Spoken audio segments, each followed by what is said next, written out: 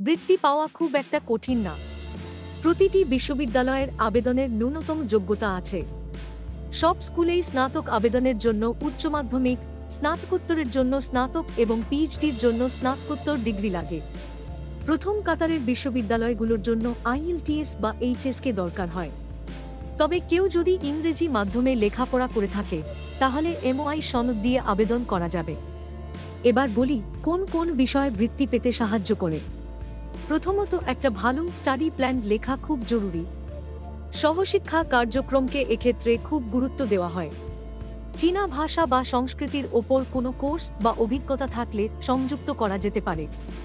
Masters বা PhD লেভেলে আবেদনের জন্য যদি পাবলিকেশন থাকে সংযুক্ত করা যাবে। এটা বৃত্তি পাওয়ার সম্ভাবনা অনেক বাড়িয়ে দেয়। গবেষণার অভিজ্ঞতাকে খুবই প্রাধান্য দেওয়া হয়। চীনা সরকারি বৃত্তির জন্য কমপক্ষে 2টি রিকমেন্ডেশন লেটার প্রয়োজন হয়।